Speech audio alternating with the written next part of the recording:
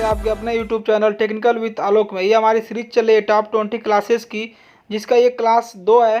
चलिए बढ़ते हैं अपने प्रश्न की ओर। हमारा पहला प्रश्न है, एंगल प्लेट का प्रयोग किसके साथ किया जाता है? तो ऑप्शन ए है सरफेस प्लेट, ऑप्शन बी है मार्किंग टेबल, ऑप्शन सी है हमारा कैलिपर। दोस्तों जो हमारा एंगल प्लेट होता है उसका प्रयोग हम सरफेस प्लेट के साथ करते हैं। इसका राइट आंसर होगा हमारा ऑप्शन ए। दोस्तों एंगल प्लेट को हम सरफेस प्लेट के ऊपर रख के उसका प्रयोग करते हैं। अगर आपसे एंगल प्लेट दोस्तों पूछ ले कि एंगल प्लेट का ग्रेड बताइए, तो जो हमारा दोस्तों एंगल प्लेट का ग्रेड होता है 1 और 2 होता है। क्या होता है? एंगल प्लेट हमारा ग्रेड 1 और ग्रेड 2 में पाया जाता है। सरफेस प्लेट का अगर आपसे मटेरियल पूछा जाए कि सरफेस प्लेट किस मटेरियल का बना होता है, तो दोस्तों जो हमारा सरफेस प्लेट होता है वो कास्ट आयरन का बना होता है और ग्रेफाइट का बना होता है और सिरामिक का बना होता है। किसका बना होता है? सिरामिक का। नेक्स्ट प्रश्न हमारा दोस्तों, स्क्रैपर किस मटेरियल का बना होता है? दोस्तों स्क्रैपर को हम क्या बोलते हैं? खरोचनी भी बोलते हैं। स्क्रैपर का जो हिंदी का नाम होता है, मतलब अधिकतर आपको पेपरों में स्क्रैपर ना लिख के खरोचनी लिख दे, तो आप इतना समझ जाइए कि खरोचनी को स्क्रैपर बोलते हैं, स्क्रैपर को खरोचनी बोलते हैं। तो इस स्क्रैपर किस मटेरियल का बना होता है? तो option A mild steel, option B है high carbon steel, option C है ब्रास, ऑप्शन डी है कास्ट आयरन।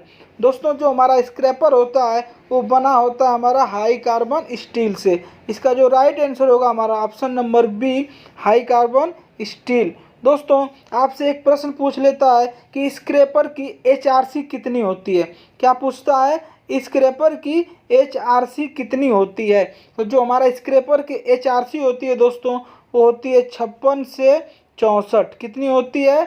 56 से 64। नेक्स्ट प्रश्न हमारा है 3 नंबर का, बड़े वृत्त या चाप की मार्किंग के लिए प्रयोग किया जाता है। हमें कोई बड़ा वृत्त बनाना है या किसी चाप की मार्किंग करनी है तो कौन से टूल का उपयोग हम करते हैं? तो आपसे यही पूछा जा रहा है। तो ऑप्शन ए हमारा है बैंड स्क्राइबर, ऑप्शन बी है डिवाइडर, ऑप्शन सी है ट्रेमल, ऑप्शन डी हमारा है बेवल प्रोटेक्टर। दोस्तों बड़े वृत्त या चाप की मार्किंग के लिए हम ट्रेमल का उपयोग करते हैं, जिसका राइट आंसर होगा ऑप्शन नंबर सी, क्या? ट्रेमल। दोस्तों हम ट्रेमल के माध्यम से बड़ा वृत्त बना सकते हैं या चाप की मार्किंग कर सकते हैं। ट्रेमल का आपसे मेटल पूछ ले कि ट्रेमल किस मटेरियल का बना होता है, तो जो हमारा ट्रेमल होता है दोस्तों वो बना होता है माइल्ड स्टील और हाई कार्बन स्टील का। ट्रेमल हमारा माइल्ड स्टील का भी बना होता है और हाई कार्बन स्टील का भी बना होता है। ठीक, अगर आपसे पूछ ले कि ट्रेमल कौन सा टूल है, मार्किंग टूल, कटिंग टूल?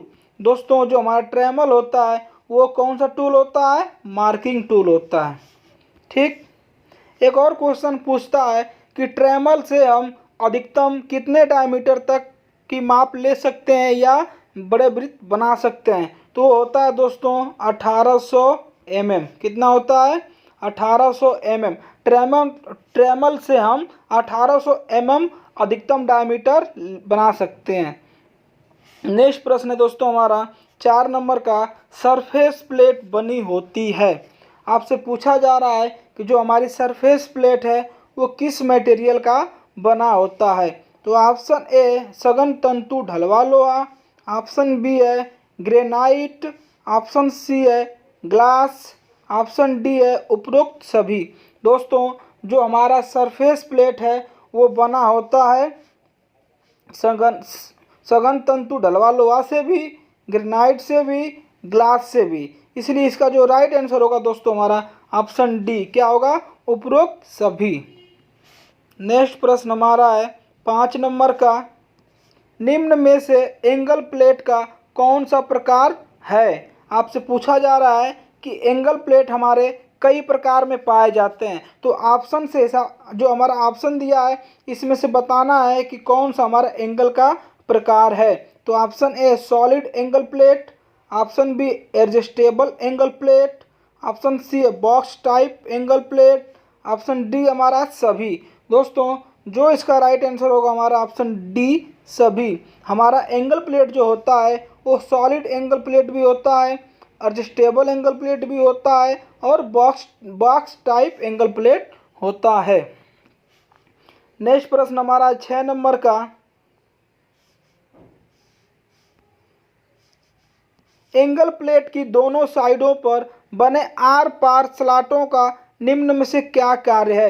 दोस्तों हमारे जो एंगल प्लेट है उसकी दोनों साइडों पे हमारे स्लॉट बने होते हैं, उसका कार्य पूछा जा रहा है कि वो क्यों बने होते हैं। ऑप्शन ए है बोल्ट को स्थान देना, ऑप्शन बी है वर्कपीस को स्थान देना, ऑप्शन सी है वर्कपीस को सेट करना, ऑप्शन डी है एंगल प्लेट की सुंदरता बढ़ाना। तो जो इसका राइट आंसर होगा दोस्तों ऑप्शन नंबर ए क्या होगा, बोल्ट को स्थान देना। एंगल प्लेट में जो हमारी स्लॉटें कटी होती हैं वो क्यों कटी होती हैं, बोल्ट को स्थान देने के लिए कटी होती हैं। नेक्स्ट प्रश्न हमारा है 7 नंबर का, सरफेस गेज का दूसरा नाम क्या है।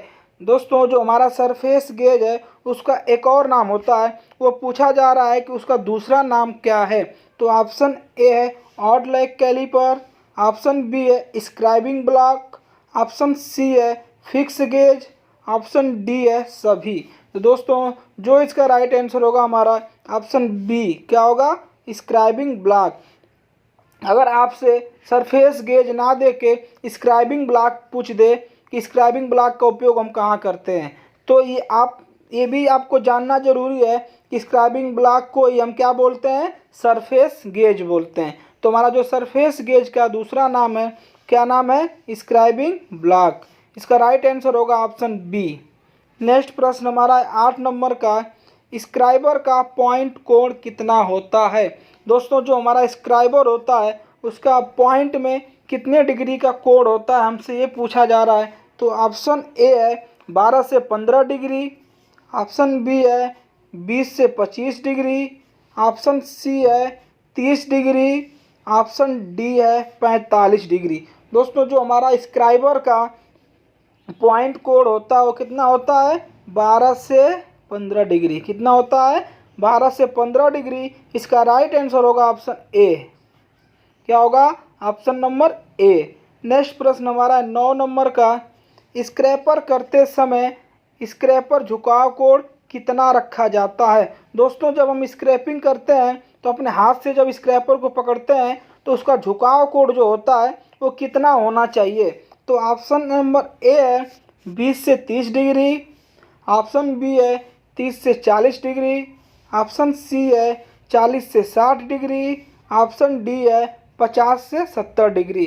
तो जो इसका राइट आंसर होगा दोस्तों हमारा ऑप्शन बी क्या होगा, 30 से 40 डिग्री। जो हम स्क्रैपिंग करते हैं जो इसका झुकाव कोण होना चाहिए वो कितना होना चाहिए, 30 से 40 डिग्री। इसका राइट आंसर होगा 30 से 40 degree, option number B. Next प्रश्न हमारा 10 नंबर का, इंजीनियरिंग वाइस का साइज निम्न पर आधारित होता है। दोस्तों जो हमारी वाइस होती है इसका साइज आपसे पूछा जा रहा है कि इस ऑप्शन में किस पे आधारित होती है। तो ऑप्शन नंबर ए है मूवेबल जा की लंबाई, ऑप्शन बी है जबड़े की चौड़ाई, ऑप्शन सी है वाइस की ऊंचाई, ऑप्शन डी है अधिकतम खुलना। तो दोस्तों जो इसका राइट आंसर होगा हमारा ऑप्शन बी क्या होगा, जबड़े की चौड़ाई। जो हम इंजीनियरिंग हमारी वाइस होती है वो जबड़े की चौड़ाई पे उसकी साइज आधारित होती है। दोस्तों जो हमारी वाइस होती है उसमें स्पिंडल होता है। क्या होता है, स्पिंडल। आपसे अक्सर प्रश्न पूछा जाता है कि बेंच वाइस के स्पिंडल में कौन सी चूड़ी कटी होती है। जो हमारी चूड़ी होती है दोस्तों वो होती है स्क्वायर चूड़ी, यानी स्क्वायर थ्रेड कटी होती है। नेक्स्ट प्रश्न हमारा है 11 नंबर का, किसी वाशर को निश्चित रूप से व्यक्त किया जाता है। आपसे पूछा जा रहा है कि जो हमारा वाशर है उसको हम कैसे व्यक्त करते हैं। तो ऑप्शन ए मानक व्यास, ऑप्शन बी है वाशर की मोटाई, ऑप्शन सी है वाशर के बाहरी व्यास, ऑप्शन नंबर डी है इनमें से कोई नहीं। दोस्तों जो इसका राइट आंसर होगा हमारा ऑप्शन ए, क्या है, मानक व्यास, जो वाशर का निश्चित रूप व्यक्त करता है वो क्या करता है, उसका मानक व्यास करता है। नेक्स्ट प्रश्न हमारा है 12 नंबर का, सॉलिड पीतल को काटने में किस प्रकार के पिच के हेक्सा ब्लेड का उपयोग करते हैं। आपसे पूछा जा रहा है कि हमें सॉलिड पीतल को काटना है तो किस पिच के हेक्सा ब्लेड का उपयोग हम करेंगे। तो ऑप्शन ए हमारा है 1.8 mm, ऑप्शन बी है 1.4 mm, ऑप्शन सी है 1 mm, ऑप्शन डी है 0.8 mm। तो दोस्तों जो इसका राइट आंसर होगा हमारा ऑप्शन ए, क्या होगा, 1.8 mm।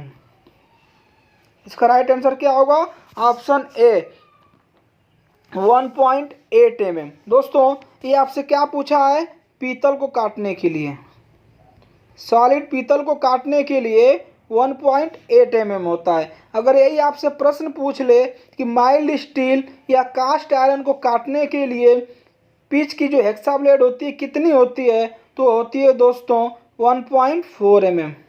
किसका होता है, माइल्ड स्टील या कास्ट आयरन की कटिंग के लिए। ठीक, अगला है, अगर आपसे यही पूछ ले पतले ट्यूब को काटने के लिए, तो जो हमारे पतले ट्यूब होते हैं दोस्तों, पतले ट्यूब को काटने के लिए होता है 0.8 mm। नेक्स्ट प्रश्न हमारा 13 नंबर का है, फ्लैट फाइल के दोनों एजों पर होते हैं। दोस्तों आपसे पूछा जा रहा है कि जो हमारी फ्लैट फाइल होती है उसके दोनों एजों पे कौन सी कट की दांतें कटी होती है। तो ऑप्शन ए सिंगल कट दांतें, ऑप्शन बी है डबल कट दांतें, ऑप्शन सी है सेकेंड कट दांतें, ऑप्शन डी है स्पेशल कट दांतें। दोस्तों जो इसका राइट आंसर होगा हमारा ऑप्शन ए, क्या होगा, सिंगल कट दांतें। जो हमारी फ्लैट फाइल होती है उसकी दोनों एजों पे सिंगल कट दांतें कटी होती हैं। नेक्स्ट प्रश्न हमारा है 14 नंबर का, पतले ट्यूब को काटने में प्रयोग होने वाले हेक्सा ब्लेड का पिच कितना होगा। इसके पहले हमने एक और प्रश्न आया था, उसमें इसको मैंने अच्छे से किया था डिस्कस, देख लेते हैं। ऑप्शन ए है 1.8 mm, ऑप्शन बी है 1.4 mm, ऑप्शन सी है 1 mm, ऑप्शन डी है 0.8 mm। दोस्तों जो इसका राइट आंसर होगा हमारा ऑप्शन डी 0.8 mm। पतले ट्यूब को काटने के लिए जो हमारा हेक्सा ब्लेड का पिच होता है वो होता है 0.8 mm। नेक्स्ट प्रश्न है हमारा 15 नंबर का, स्क्रैपर द्वारा स्क्रैपिंग करते समय स्क्रैपर का किस कोण पर झुकाव रखना चाहिए। दोस्तों आपसे पूछा जा रहा है कि जो हमारा स्क्रैपर है उससे हम स्क्रैपिंग जब करते हैं तो उसका जो कोण होता है कितना होना चाहिए, झुकाव कोण। तो ऑप्शन ए है 30 डिग्री, ऑप्शन बी है 60 डिग्री, ऑप्शन सी है 75 डिग्री, ऑप्शन डी है 90 डिग्री। तो दोस्तों जो इसका राइट आंसर होगा हमारा ऑप्शन ए, क्या होगा, 30 डिग्री। जब हम स्क्रैपिंग करते हैं तो हमारा स्क्रैपर का झुकाव कोण कितना होना चाहिए, 30 डिग्री होना चाहिए। नेक्स्ट प्रश्न हमारा है 16 नंबर का, हेक्सा ब्लेड पर दांतों की सेटिंग का मुख्य कारण होता है। दोस्तों जो हमारी हेक्सा ब्लेड होती है उसकी जो दांतों की सेटिंग होती है, जो हम दांतों की सेटिंग करते हैं वो किन कारणों की वजह से करते हैं। तो ऑप्शन ए है काटने के दौरान घर्षण कम करने के लिए, ऑप्शन बी है अधिक गहराई में काटने के लिए, ऑप्शन सी है केवल अच्छा दिखने के लिए, ऑप्शन डी है अधिक गहन के लिए। दोस्तों जो इसका राइट आंसर होगा हमारा ऑप्शन ए, क्या होगा, दांतों के काटने के दौरान घर्षण को कम करने के लिए हम क्या करते हैं, हेक्सा ब्लेड की दांतों की सेटिंग करते हैं। नेक्स्ट प्रश्न है दोस्तों हमारा 17 नंबर का, फाइल की लंबाई मापी जाती है। आपसे पूछा जा रहा है कि जो हमारी फाइल है उसकी लंबाई हम कैसे मापते हैं। तो ऑप्शन ए है पॉइंट से शोल्डर तक, ऑप्शन बी है पॉइंट से टैंक तक, ऑप्शन सी है पॉइंट से हील तक, ऑप्शन डी है मोटाई से। तो दोस्तों जो इसका राइट आंसर होगा हमारा ऑप्शन सी, पॉइंट से हील तक। जो हमारी फाइल है उसकी लंबाई हम उसके पॉइंट से और उसके हील्स तक की मापी जाती है। नेक्स्ट प्रश्न है हमारा 18 नंबर का, बॉल पेन हैमर की पेन आकार की होती है।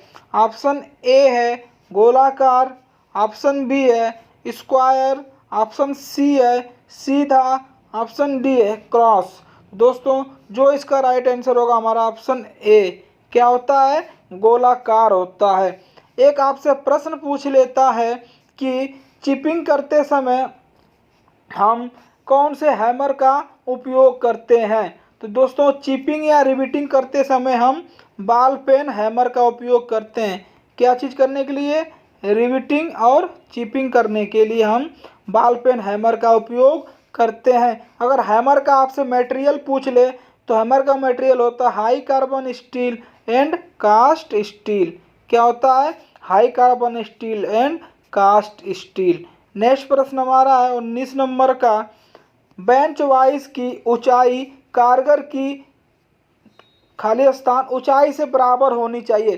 दोस्तों आपसे जो पूछा जा रहा है कि जो हमारी बेंच वाइज की ऊंचाई है वो हमारे कारीगर से कितनी बराबर होनी चाहिए। ऑप्शन ए है शोल्डर, ऑप्शन बी है एल्बो, ऑप्शन सी है घुटना, ऑप्शन डी है लंबाई। इसका जो राइट आंसर होगा हमारा ऑप्शन बी, क्या होगा, एल्बो। बेंच वाइज की जो ऊंचाई है हमारे कारीगर की एल्बो तक की बराबर होनी चाहिए। इसका जो राइट आंसर होगा option number B, elbow. Next प्रश्न हमारा 20 नंबर का, सेकेंड कट फाइल होती है। आपसे पूछा जा रहा है कि हमारी सेकेंड कट फाइल क्या होती है, किसके अनुसार होती है। तो ऑप्शन ए है ग्रेड के अनुसार, ऑप्शन बी है कट के अनुसार, ऑप्शन सी है ग्रेड और कट दोनों के अनुसार, ऑप्शन डी है साइज के अनुसार। तो जो इसका राइट आंसर होगा हमारा ऑप्शन ए, ग्रेड के अनुसार। सेकेंड कट जो हमारी फाइल होती है वो किसके अनुसार होती है, ग्रेड के अनुसार होती है। इसका राइट आंसर होगा ऑप्शन नंबर ए।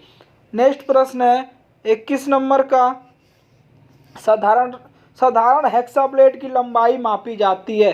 जो हमारे दोस्तों हेक्साब्लेड होती है उसकी लंबाई हम कैसे मापते हैं। तो ऑप्शन ए है दोनों पिन होल्स के अंदरूनी सिरों से, ऑप्शन बी दोनों पिन होल्स के बाहरी सिरों से, ऑप्शन सी दोनों पिन होल्स के सेंटर से सेंटर तक की दूरी से, ऑप्शन डी एक पिन होल से के अंदरूनी सिरे और दूसरे पिन होल के बाहरी सिरे तक। तो जो इसका राइट आंसर होगा दोस्तों ऑप्शन सी, क्या होगा, दोनों पिन होल्स के सेंटर से सेंटर तक की दूरी को। मान लीजिए एक ये होल है एक ये होल है, इसके सेंटर से इसके सेंटर की दूरी को से हम मापते हैं, क्या मापते हैं, हेक्साब्लेड की लंबाई को। इसका राइट आंसर होगा ऑप्शन सी। नेक्स्ट प्रश्न है हमारा 22 नंबर का, फिनिशिंग किए जाबों को पुनः मशीन वाइज में फिट करते समय किस हैमर का उपयोग किया जाता है। आपसे पूछा जा रहा है कि जो हम मान लीजिए किसी जॉब को हम फिनिश कर दिए, अच्छे से उसको बना दिए, उसको हमें पुनः मशीन वाइज में फिट करना है और उस पर हैमर का उपयोग करना है। तो कौन से हैमर का उपयोग हम करेंगे। तो option A ball peen hammer, option B है सॉफ्ट हैमर, ऑप्शन सी है rawhide hammer, option D है क्ला हैमर। दोस्तों जो इसका राइट आंसर होगा हमारा option number B, soft hammer. हम सॉफ्ट हैमर का उपयोग फिनिशिंग किए हुए जॉब के ऊपर करते हैं। नेक्स्ट प्रश्न है हमारा 23 नंबर का, कार्यखंड पर शीतलन द्रव यानी कूलेंट का प्रयोग क्यों करते हैं। आपसे पूछा जा रहा है कि हम कूलेंट का उपयोग क्यों करते हैं। तो ऑप्शन ए है उच्च कर्तन गति प्राप्त की जा सकती है, ऑप्शन बी है निम्न कर्तन फीड प्राप्त की जा सकती है, ऑप्शन सी है कर्तन गति कम हो जाती है, ऑप्शन डी है निम्न फीड से अधिक गहराई की कट प्राप्त होती है। जो इसका राइट आंसर होगा हमारा ऑप्शन ए, उच्च कर्तन गति प्राप्त की जा सकती है। इसका right answer option number A होगा। नेक्स्ट प्रश्न हमारा है 24 नंबर का, हैमर का साइज लिया जाता है। ऑप्शन ए भार से, पेन के आकार से, हैमर के धातु से, ऑप्शन डी है पेन वजन और पेन के आकार से। जो इसका राइट आंसर होगा हमारा ऑप्शन डी क्या होगा, वजन और पेन के आकार से हम हैमर का साइज लेते हैं। नेक्स्ट प्रश्न हमारा है 25 नंबर का, अवकाश कोड यानी क्लियरेंस कोड का उद्देश्य क्या है। ऑप्शन ए चिप्स हटाने के लिए मार्गदर्शन करना, ऑप्शन बी गर्म होने से रोकें, ऑप्शन सी कार्यखंड से घिसता हुआ औजार से बचाव करना, ऑप्शन डी लंबी चिप्स को तोड़ना। जो इसका राइट आंसर होगा दोस्तों ऑप्शन सी कार्यखंड के से घिसता हुआ औजार से बचाव करना। वीडियो अच्छी लगी तो लाइक करें।